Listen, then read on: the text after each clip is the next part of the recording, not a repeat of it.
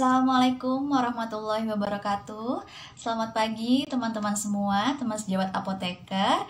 Hari ini kita akan ada talk show live yang bernama Ngobati, ngobrol bareng IYPG PD Jatim. Dan perkenalkan, saya Mahfira, apoteker Mahfira, selaku moderator pada talk show hari ini. Hari ini kita akan bahas tentang waspada hepatitis akut, penyakit yang akhir-akhir ini kian marak terdengar di telinga kita karena kasusnya semakin meningkat. Nah, saya tidak sendirian, akan ada satu narasumber yang menemani saya.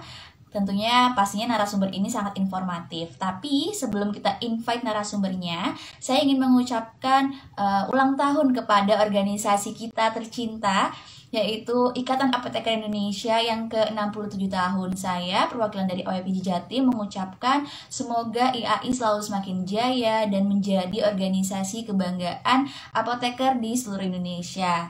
Nah, tanpa berlama-lama, kita langsung invite saja narasumber kita pada pagi hari ini. Saya invite beliau dulu ya, teman-teman.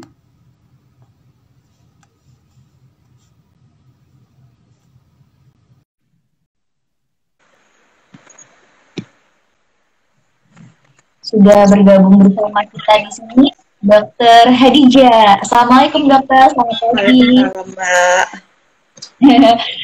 Jadi Dr. Hadijah Rizky Sumitro ini merupakan dokter spesialis anak. Jadi pas sekali dengan topik yang akan kita bahas kali ini, yaitu pada hepatitis akut pada anak. Penyakit ini banyak ya, terjadi di anak-anak. Beliau merupakan dokter spesialis di Rumah Sakit Umum Dr. Sutomo Surabaya, khususnya sebagai staf medik divisi gastroenterologi KSM Ilmu Kesehatan Anak. Beliau menamatkan studi sebagai seorang dokter umum di Universitas Erlangga tahun 2011. Kemudian untuk spesialis anak dan pemberi gigi dengan ilmu kedokteran klinis pada tahun 2020. Seperti itu ya dok ya? Iya. Betul Mbak Fira. Nah, ini sudah ada teman-teman yang bergabung. Jika teman-teman ada pertanyaan untuk Dr. Hadijah, bisa disampaikan langsung ya dok ya? Boleh, boleh. Kita mulai talk show-nya. Nih dok, hepatitis akut. Kalau saya googling itu satu berita yang muncul adalah 17 jam yang lalu, berarti ini berita terbaru. Kemenkes laporkan 28 hepatitis akut misterius. Nah, pasiennya meninggal. Berarti kondisi ini sudah semakin berbahaya ya dok. Sebenarnya dok, hepatitis akut ini Oke, jadi mulai dari hepatitis akut sendiri ya. Sebenarnya kan kalau hepatitis itu memang berasal dari kata hepar. Hepar sendiri itu kan liver ya, atau biasa kita sebut hati. Jadi itis itu radang. Jadi memang ada kondisi peradangan pada hati. Sedangkan kata akut sendiri itu menyatakan waktu. Jadi waktu dikatakan akut untuk hepatitis ini sendiri kurang dari 6 bulan. Jadi biasanya ada kejadian akut yang menyerang liver dalam waktu yang kurang dari 6 bulan. Itu kita bilang sebagai suatu hepatitis akut. Mungkin yang pertama sih itu Mbak. Kenapa sih sekarang kan hype banget nih ya hepatitis akut yang unknown origin ya. Jadi sebenarnya kalau dari sejarahnya sih, pertama itu ada beberapa anak di sekitar Inggris ya kalau nggak salah yang dilaporkan bahwa anak ini nih awalnya sehat, beberapa anak ini. Dari beberapa anak yang sehat ini, tiba-tiba mereka mendapatkan keluhan dengan si hepatitis akut. Jadi datang dengan demam, kuning, dan segala macam, tapi kok kondisinya sampai berat. Padahal sebenarnya itu kebanyakan kalau hepatitis akut yang sering kita temui, rata-rata hepatitis A ya, itu biasanya kan sebenarnya self-limiting, jadi memang bisa membaik sendiri. Sedangkan pada anak-anak ini, itu jatuh pada kondisi yang sangat berat, bisa sampai ke transplan, jadi ke transplan hati. Akhirnya terus ada beberapa lagi negara melaporkan ke WHO, sampai akhirnya WHO ini menyatakan, oh ini nih kok kayaknya KLB ya, bahwa sudah dicari penyebab-penyebabnya itu nggak ketemu nih, padahal sebagian besar kan penyebabnya virus. Jadi mereka kalau di mereka mungkin kan nyarinya udah banyak ya virus segala macam sama mereka dicari. Ternyata nggak ketemu juga, jadi akhirnya makanya mereka menyebut sebagai hepatitis of unknown origin. Jadi sebenarnya masih dicari penyebabnya itu apa, gitu sih, makanya sampai disebut sebagai unknown. Oke, berarti untuk penyebabnya sendiri masih belum diketahui sampai saat ini ya, Dok, ya? Iya, sampai sekarang memang masih diteliti lebih lanjut lah oleh beberapa pakar, meskipun memang disebutkan pada anak-anak tersebut adenovirus ya itu banyak ditemukan dan juga SARS-CoV, tapi penyebab pastinya sampai sekarang memang masih belum diketahui. Oke, tadi Dokter Khadijah sebutkan kalau awalnya munculnya di Inggris, kemudian bagaimana perkembangannya ternyata di Indonesia juga makin meningkat, Dok. Dari Inggris ke Uh, Indonesia. Oke, ya maksudnya namanya penyakit kan pasti ya kayak COVID lah ya, mungkin awalnya di Wuhan, terus lama-lama ada perpindahan penduduk, ada orang namanya ini, jadi dia ikut pindah. Waktu itu akhirnya setelah heboh ya di Indonesia, ikut mulai waspada lah ya, maksudnya bukan heboh, ikut mulai waspada, jadi mencari tahu. Cuman memang kalau di kita kan ada beberapa keterbatasan yang mungkin tidak seperti di luar. Meskipun kita sudah berusaha mencari, jadi kita cari hepatitis yang A, B, DE, terus penyebabnya tadi COVID, adenovirus, dan penyebab yang lain. Karena hepatitis ini juga sering bisa kita temukan jadi hepatitis kan karena tadi ya ada radang di hati. Jadi beberapa penyakit lain juga bisa menyebabkan kondisi si hepatitis ini. Jadi seperti mungkin yang kalau orang bahasanya SGOT, SGPT-nya naik tuh. Itu juga pada kasus dengue juga bisa. Jadi kita cari dulu, kita singkirkan dulu, kita cari kemungkinan ke arah dengue, kemungkinan ke arah tipes, kemungkinan ada namanya juga penyakit leptospira. Jadi semua kita cari dulu. Kalau ternyata semua sudah kita cari masih belum ketemu, biasanya memang masuk ke dalam probable. Nanti kita kirim laporannya, nanti baru dari Kemenkes meneruskan yang mengklasifikasikan ini sebagai apa gitu. Karena sampai sejauh ini kan kalau yang di laporan Kemenkes itu yang memang probable hanya baru satu ya, yang lain kan masih masuk dalam pending classification namanya. Jadi memang masih diteliti lagi ini masuk yang mana gitu. Jadi sebenarnya memang mungkin kasus ini kalau dibilang banyak juga ya mungkin banyak, tapi juga ya sebenarnya nggak terlalu banyak sih.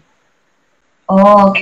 Jadi tadi kita melihat dulu yang indikator, mungkin yang sering kita lihat sebagai indikator kerusakan hati atau peradangan hati gitu ya, Dok, ya, ada SGOT Iya, yang tinggi. Yang itu kan itu kan pintu masuknya. Jadi sebenarnya hepatitis sendiri kan mulainya memang ada gejala namanya gejala prodromal atau gejala awal. Itu sih biasanya sebenarnya kalau kita bilang adalah flu-like syndrome. Jadi gejalanya ya seperti orang orang sakit nah, flu gitu, yang demam, badan sakit-sakit, mual kayak gitu. Baru itu kurang lebih memang sekitar 1 sampai 2 minggu baru masuk ke fase yang namanya fase jaundice. Jadi baru muncullah keluhan si kuningnya, pipisnya seperti teh gitu. oh, seperti itu.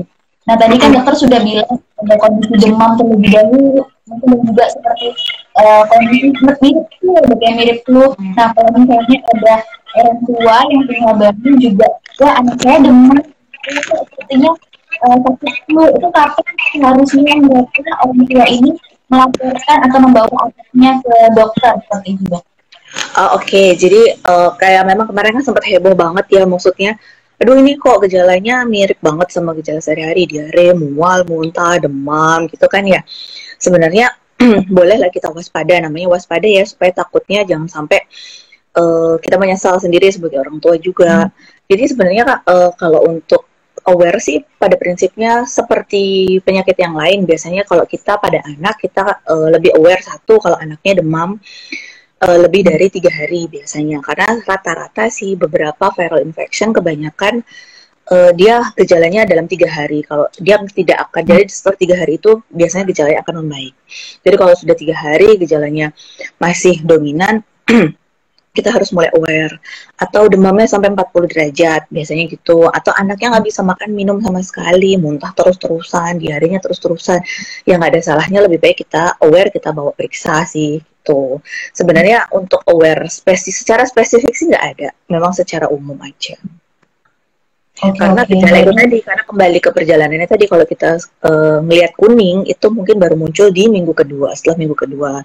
Dan apalagi kuning kan pada orang tua mungkin nggak awam ya, maksudnya nggak apa, kalau nggak kuning banget gitu kan nggak bisa ngeliat oh anak saya kok kuning gitu kan.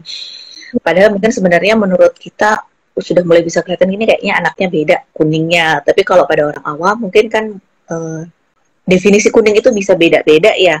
Jadi akhirnya mungkin membawa periksanya juga bisa beda-beda sih antar masing-masing orang tua.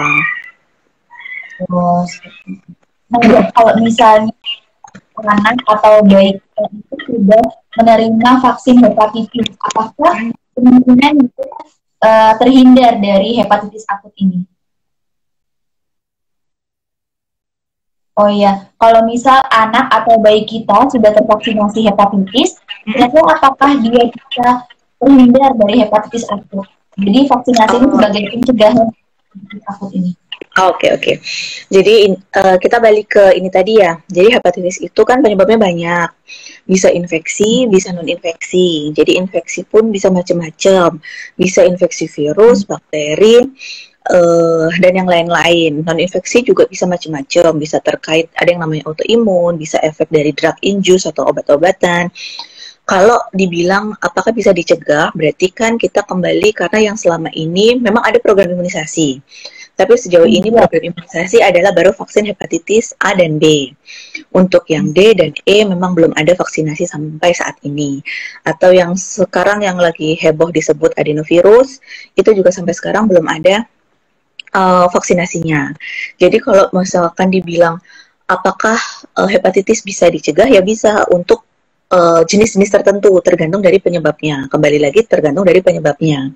Jadi kalau untuk hepatitis B kan memang sudah kita sering kalau bayi baru lahir tuh ya kan biasa langsung diimunisasi di pahanya. Itu sudah nanti diulang lagi di umur 1 bulan, 2 bulan, diulang di umur 2 bulan, 3 bulan, 4 bulan berbarengan sama vaksin yang DPT, HIV dan hepatitis B itu. Kalau sekarang kita sebut sebagai namanya pentavalen ya. Tapi kalau untuk hepatitis A juga ada, cuman baru bisa diberikan di atas usia 1 tahun. Sedangkan untuk yang lain itu memang masih belum ada vaksinasinya. Oke, jadi kalau untuk vaksin yang saat ini hanya bisa mencegah hepatitis A dan B dan kemungkinan masih belum bisa untuk mencegah yang hepatitis akut ini ya dok ya, seperti itu. Iya, betul. Oke, nah sering juga nih dok banyak orang yang mengkaitkan hepatitis akut ini sama kondisi COVID-19 karena anak-anak atau bayi kan belum divaksin COVID-19, belum bisa mendapat vaksin. Nah, apa kira-kira jangan-jangan nih karena COVID-19-nya seperti itu. Emang ada hubungannya atau tidak ya antara hepatitis akut ini dengan COVID-19 pada anak? Oke. Memang kita ngomong dari ini ya, dari evidence ya, dari laporan. Memang dari anak-anak yang dikategorikan sebagai probable tadi, yang hepatitis of unknown origin, kan tadi diperiksa tuh berbagai penyebab, yang kemungkinan penyebabnya, salah satunya juga diperiksa si SARS-CoV-nya juga. Memang pada beberapa kasus ditemukan ada yang positif. Tapi sampai saat ini kalau ditanya apakah berhubungan atau tidak, memang masih belum bisa disimpulkan. Saat ini masih diteliti lebih lanjut. Apakah memang ini dikatakan sebagai mungkin sisa atau orang bilang long COVID dari SARS-CoV yang kemarin, atau ini karena varian SARS-CoV yang baru, atau ini memang kebetulan coincidence, itu juga masih diteliti sampai sekarang. Jadi masih proses penelitian tadi ya, betul. Karena ini kan penyakit yang baru ya Mbak ya, jadi memang masih diteliti sampai sekarang. Karena memang baru diketahui akhir 2021 kalau nggak salah ya. Sedangkan baru dinyatakan KLB kan baru April 2022, baru awal-awal tahun kemarin ya kan. Jadi memang baru banget. Jadi mungkin masih perlu diteliti lebih lanjut. Oh, baik-baik dok. Nah, berarti tadi kan untuk penyebabnya sendiri masih belum diketahui. Kalau sebagai orang dok ingin mencegah hepatitis akut pada anak ataupun kerabatnya, kira-kira apa yang harus dilakukan? Oke, kalau untuk pencegahan sih prinsipnya seperti yang selama ini sudah kita lakukan ya, karena masa pandemi ini kan kita sudah sering mengenal PHBS tuh, perilaku hidup bersih dan sehat. Jadi ya satu memang kembali ke untuk pencegahan juga kembali ke cara penularan. Jadi terutama penularannya kan bisa dua. Kalau virus yang A biasanya memang penularannya secara fekal oral. Jadi dia ditularkan lebih ke higien ya, lebih ke higien. Sedangkan kayak yang B itu kan memang penularannya secara lebih ke darah. Ya. Oke, jadi selain tadi pencegahannya memang yang penting imunisasi. Jadi meskipun penyebabnya banyak dan masih banyak yang belum diketahui, tapi ya tidak ada salahnya kita tetap melakukan imunisasi, terutama yang hepatitis A dan B tadi. Lalu yaitu tadi perilaku hidup bersih dan sehat. Kita mulai dari cuci tangan yang tadi sebelum makan, setelah dari kamar mandi, setelah main-main, kalau anak-anak ya setelah main tanah atau setelah ini. Jadi memang perilaku hidup bersih dan sehat itu tadi. Terus cuman memang kalau untuk yang hepatitis of unknown origin ini ditambahkan karena kita tidak tahu juga transmisinya apakah seperti SARS-CoV yang juga lewat droplet, ya tetap masker digunakan. Jadi ya tidak berkumpul di tempat-tempat yang keramaian. Prinsipnya sih seperti yang sudah selama ini kita lakukan lah kurang lebih. Mungkin untuk makan kayak alat makan, ya kayak kita kan selama ini disarankan ya bawa alat makan sendiri kayak gitu kan. Jadi karena untuk mencegah kontaminasi yang dari kita nggak tahu dan kita nggak bisa kontrol selama ini. Oke, jadi memang tetap harus menerapkan perilaku hidup bersih dan sehat serta juga ya yang sudah disarankan untuk mengatasi COVID-19. Betul banget. Oke, dan vaksinasi COVID juga ya Mbak, karena kan sampai sekarang kan vaksinasi COVID kan sudah boleh dari anak usia 6 tahun ya. Sudah bisa, meskipun di bawah itu masih dicoba untuk di ACC karena semoga untuk secepatnya bisa untuk anak yang di bawah 5 tahun juga. Oke, jangan lupa untuk vaksinasi COVID ya teman-teman. Kalau misalnya anak kecil, saudaranya, mungkin ya sepupunya, atau anaknya sendiri, jangan lupa untuk diajak vaksin. Nah ini Dok, sudah ada satu pertanyaan dari teman-teman, dari Kak Made Dian Ayu. Kak Made bertanya, penegakan diagnosanya bagaimana ya Dok? Kapan sekiranya diperlukan cek lab untuk yang hepatitis akut tadi? Ini untuk yang hepatitis unknown ya? Oke. Jadi kalau kan kembali seperti tadi, hepatitis unknown itu sampai sekarang kenapa masih dibilang unknown? Memang karena secara pasti belum bisa dikahui. Jadi memang kriteria konfirmasinya sampai sekarang pun masih dibahas terus oleh tim ahli. Jadi kapan kita harus aware? Kapan kita harus cek lab ya kayak gitu ya? Biasanya sih memang gejala-gejala awal tadi, jadi ada demam, ada mual, muntah, diare, yang kira-kira anaknya memang kondisinya tidak well lah ya, tidak aktif, anaknya kelihatan tidak seperti biasanya. Kalau kita biasanya tanya, anaknya ini seperti biasanya nggak Bu? Biasanya pasti kita tanya gitu. Kalau orang tuanya bilang, enggak Dok, anaknya ini kelihatannya lemas banget, nggak kayak biasanya meskipun demam masih aktif. Boleh kita boleh kita mulai harus curiga. Kalau secara alur memang dari Kemenkes mengeluarkan kalau kita ada keluhan dari tadi demam, ada keluhan di GI tract, saluran cerna, mulai dari diare, mual, muntah, nyeri perut. Terus ya tadi anaknya kok kelihatan tidak seperti biasanya, boleh memang kita periksakan, tapi memang tidak semua kita periksakan. Kembali lagi kalau misalkan ternyata kita sudah cek darah, ternyata ini kita curiga ke arah dengue atau DB ya bahasa awamnya, DB ya mungkin nggak selalu kita periksakan karena DB pun juga beberapa kasus kemungkinan memang akan meningkatkan juga SGOT, SGPT-nya. Jadi kembali lagi sebaiknya sih periksa aja dulu. Jadi jangan langsung dicek-cek lab sendiri karena nanti akhirnya akan bingung-bingung sendiri. Jadi lebih baik konsultasi dulu. Nanti kalau memang perlu baru kita periksakan. Nanti bisa didiskusikan. Oke. Jadi memang harus dibawa konsultasi tenaga medis ya Dok ya? Sebaiknya sih ya, maksudnya ya panik boleh, maksudnya kita waspada boleh, tapi juga jangan terlalu over panik gitu ya. Oke, nah teman-teman yang lain kalau misalnya ada pertanyaan untuk Dr. Khalija bisa disampaikan di kolom komen atau kolom Q&A. Nah, sambil menunggu nih Dok, berarti kalau misalnya dari tempat praktik dokter sendiri, apakah sudah pernah menemukan kasus hepatitis akut ini? sejauh ini? Kalau sejauh ini sih di Sutomo ya, selama ini sejauh ini di Sutomo sampai saat ini belum belum ada yang diklasifikasikan sebagai yang hepatitis unknown. Maksudnya atau masuk ke dalam suspek atau probable karena sejak sampai sekarang penyebabnya sudah bisa kita temukan sih. Memang beberapa disebabkannya karena hepatitis A.